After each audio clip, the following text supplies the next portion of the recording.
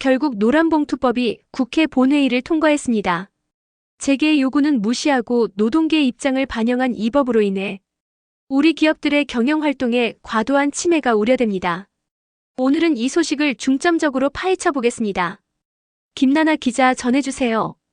안녕하세요. 스톡스토리입니다. 오늘 저희가 함께 살펴볼 주제는 최근 국회를 통과하면서 정말 뜨거운 감자가 됐죠. 소위 노란봉투법. 그러니까 노동조합 및 노동관계 조정법 개정안입니다. 특히 재계에서는 이 법 때문에 기업 투자가 크게 위축될 수 있다. 심지어는 국내 사업장을 접고 해외로 나갈 수도 있다. 이런 상당히 강한 우려를 표하고 있어요. 네, 맞습니다. 저희가 오늘 들여다볼 자료들을 보면요. 관련 언론 보도는 물론이고 경영계하고 노동계의 입장이 아주 첨예하게 갈리고 있고요. 또 국내외 전문가들의 분석 보고서들도 많이 나와 있습니다. 특히 주한 외국 상공회의소들의 공식적인 경고라든지 아니면 한국 GM 같은 특정 기업 사례 분석까지 정말 다양한 시각들이 담겨 있습니다. 그래서 오늘 저희의 목표는 이 법안으로 바뀌는 핵심 내용이 뭔지 이걸 좀 명확히 이해하고요. 이게 우리 경제, 특히 이제 기업 활동이나 고용에 어떤 영향을 줄지에 대한 여러 예측과 주장들을 좀 균형 있게 살펴보는 겁니다.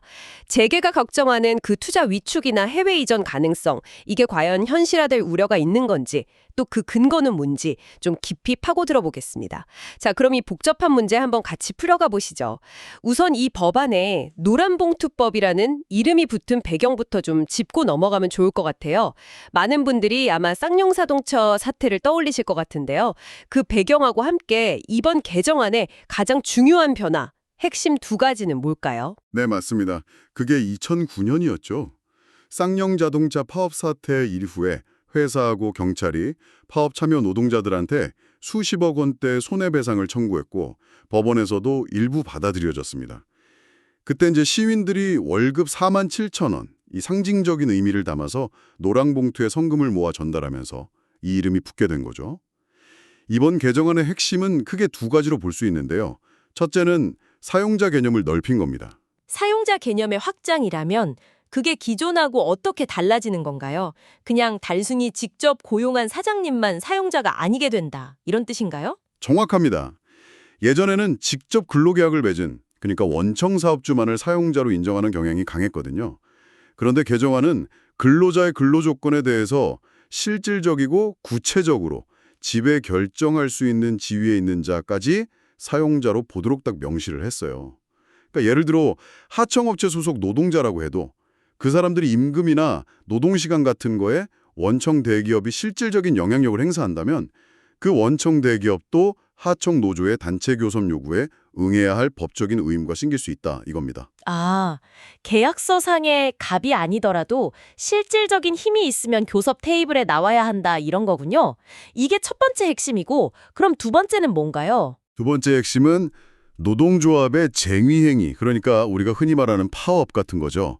이런 걸로 발생한 손해에 대해서 기업이 손해배상 청구하는 걸 제한하는 겁니다.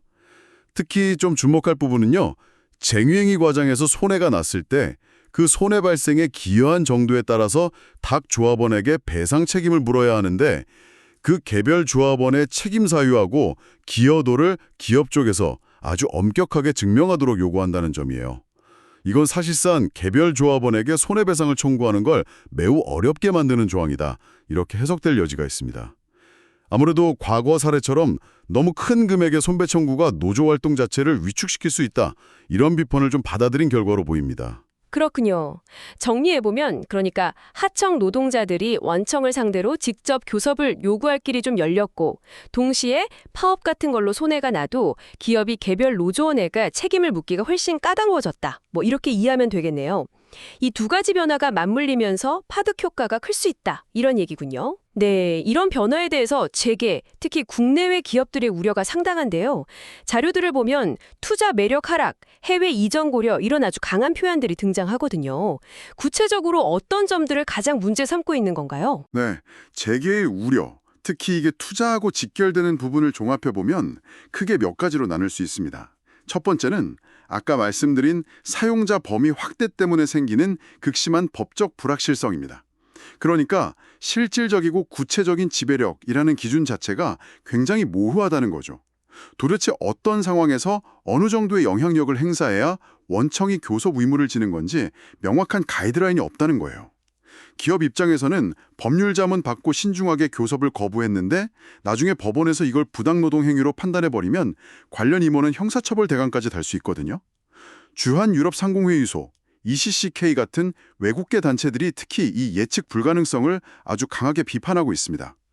보도에 따르면 이런 불확실성이 기업의 적극적인 경영 활동을 제약할 수밖에 없다 이런 거죠. 법을 지키고 싶어도 기준이 애매해서 언제든 법 위반이 될 수 있다는 불안감, 이게 기업 활동을 위축시키는 거군요. 이런 불확실성이 노사관계 자체에는 또 어떤 영향을 줄 걸로 보나요? 바로 그 지점이 두 번째 우려사항. 그러니까 노사 분쟁 심화하고 산업 불안정으로 이어집니다.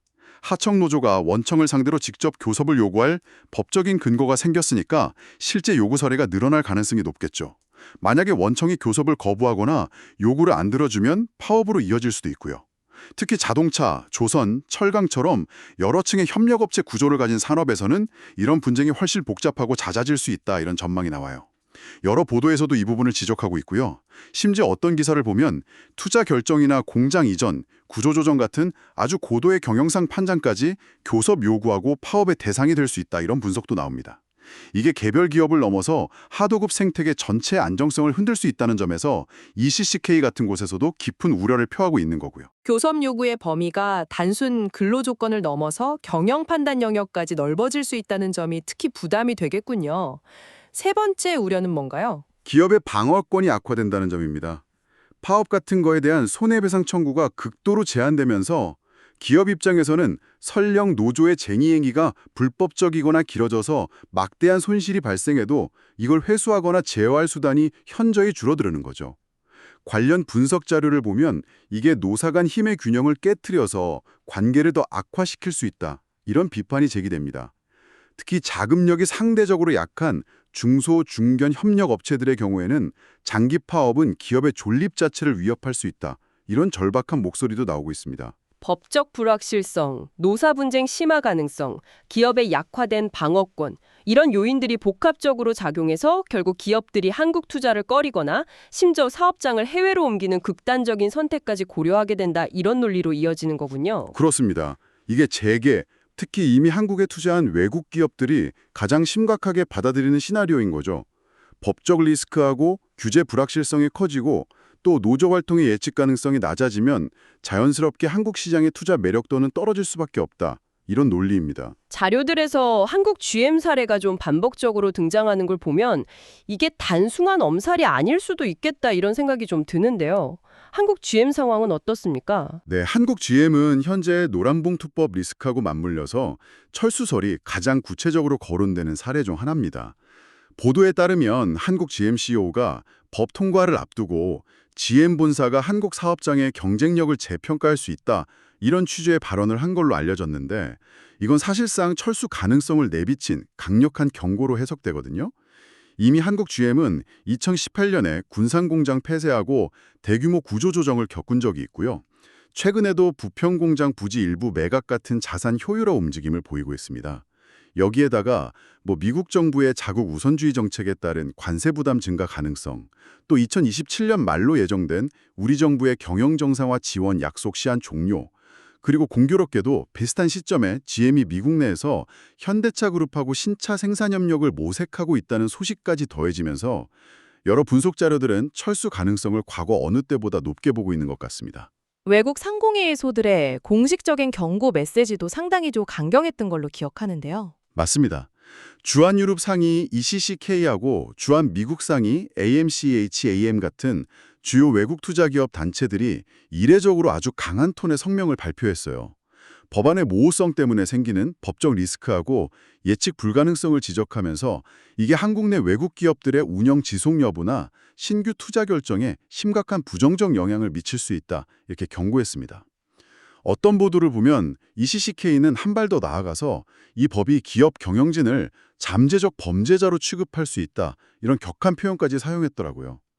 이건 단순히 국내 기업의 문제를 넘어서 외국인 직접 투자, FDI 유치에도 빨간불이 켜질 수 있다는 중요한 신호를 읽힙니다. 대안의 존재에 대한 지적도 흥미로웠습니다. 기업에게는 다른 선택지가 있다는 점을 강조하는 시각인데요. 네, 어떤 영상 분석 자료에서 이 부분을 아주 날카롭게 지적하는데요. 핵심은 자본과 기업은 국경에 얽매이지 않고 언제든 더 유리한 환경을 찾아서 이동할 수 있다는 현실입니다. 실제로 많은 나라들이 법인세 깎아주고 보조금 주고 파격적인 인센티브 내걸면서 글로벌 기업 유치 경쟁 벌이고 있잖아요.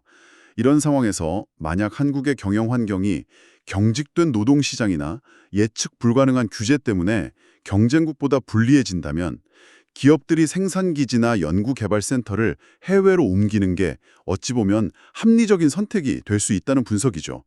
개별 기업 차원에서는 합리적일지 몰라도 국가 전체적으로는 제조업 공동화, 또 좋은 일자리 감소라는 심각한 결과로 이어질 수 있다. 이런 경고인 셈입니다. 듣고 보니 재계 우려가 상당히 구체적이고 좀 심각하게 느껴지네요. 하지만 이 법안 추진 배경에는 분명 다른 측면의 이유와 논리도 존재할 텐데요. 노동계의 입장이나 법안의 원래 취지 같은 우리가 놓치지 말아야 할 다른 관점들은 어떤 것들이 있을까요? 물론입니다. 이 법안이 추진된 근본적인 이유하고 노동계의 시각을 균형 있게 살펴보는 것이 중요하죠. 첫째, 법안의 가장 기본적인 취지는 노동약자를 보호하고 실질적인 권익을 증진하는 데 있습니다. 여러 토론 프로그램 같은 데서 제기된 의견을 보면 현실적으로 원청 대기업에 비해서 교섭력이 현저히 낮은 하청업체 소속 노동자들이나 아니면 플랫폼 노동자 같은 간접 고용 형태의 노동자들이 실질적인 사용자인 원청을 상대로 직접 교섭할 수 있는 권한을 보장해서 기울어진 운동장을 좀 바로잡으려는 목적이 강합니다. 손해배상 제한 역시 아까 말씀드린 쌍용차 사례처럼 과도한 손배 청구가 헌법상 보장된 노동자의 정당한 단체 행동권 자체를 위축시키는 부작용을 막기 위한 조치다. 이런 설명이고요. 법 자체의 출발점은 힘의 불균형 해소와 약자 보호에 있다는 거군요. 그렇다면 재계가 제기하는 투자 위축, 해외 이전 이런 우려에 대해서는 어떻게 반박하나요? 재계의 우려가 좀 과장되었다. 이런 시각이 존재합니다. 역시 토론 같은 데서 나온 주장인데요. 노란봉투법 하나 때문에 기업들이 당장 대규모로 해외로 빠져나가거나 노동자들이 의도적으로 회사를 망하게 하려고 파업을 막 남발할 거다. 이런 전망은 현실과 좀 동떨어진 지나친 불안감 조성일 수 있다는 겁니다. 예를 들어서 과거 정부들에서 친기업 정책을 폈음에도 불구하고 한국 증시, 코스피가 장기간 박스권에 갇혀 있었던 사례를 들면서 특정 법안 하나가 경제 전체의 활력을 좌우하는 핵심 변수인 것처럼 너무 부풀리는 것은 경계해야 한다. 이런 지적이죠. 또 한국 노동자들의 의식 수준이나 책임감을 고려할 때 그렇게 극단적인 방식으로 기업을 파괴하려 들지는 않을 거다. 이런 신뢰를 보내는 목소리도 있고요. 기업 환경에 영향을 미치는 요인은 복합적인데 노란봉투법에만 과도하게 책임을 돌리는 것을 경계해야 한다. 이런 지적이군요. 또 다른 반론이나 시각이 있다면요? 기업의 자성과 책임 있는 자세를 촉구하는 목소리도 중요하게 다뤄집니다. 법 개정 자체를 문제 삼기 전에 기업들이 먼저 위험의 외주화라든지 불공정한 하도급 거래 관행, 노동자들과의 소통 부재 이런 스스로의 문제를 좀 돌아보고 개선하려는 노력을 보이는 게 우선이다. 이런 주장입니다. 노동자들을 동등한 파트너로 인정하고 건설적인 관계를 맺으려는 노력이 부족했다는 성찰이 필요하다는 시각이죠. 마지막으로 정치적, 역사적 의미를 강조하는 시각도 있습니다. 보도를 보면 과거 정부에서 대통령 거부권 행사로 좌절되었던 수건 법안을 마침내 통과시켰다는 점에서 노동계의 오랜 요구를 해결한 진일보한 조치로 평가하면서 그 자체에 큰 의미를 부여하기도 합니다. 6개월의 유예 기간을 갖는다고 들었습니다. 이 기간 동안 그리고 그 이후에는 어떤 일들이 벌어질 것으로 예상되나요? 네, 6개월이라는 유예 기간이 있지만 벌써부터 여러 움직임이 감지되고 있습니다. 자료들을 종합해보면 몇 가지 시나리오가 예상되는데요. 첫째, 정부 차원의 후속 조치가 있을 겁니다. 보도에 따르면 정부는 노사 양측과 전문가들이 참여하는 TF, 태스크포스를 구성해서 의견을 수렴하고 법 시행 전에 구체적인 시행령이나 해석 지침, 일종의 매뉴얼 같은 걸 마련해서 현장의 혼란과 법적 불확실성을 최소화하겠다. 이런 계획을 밝혔습니다. 다만 법적 구속력이 없는 행정 지침만으로는 논란의 핵심인 실질적 지배력의 범위를 명확히 하기는 어려울 거다.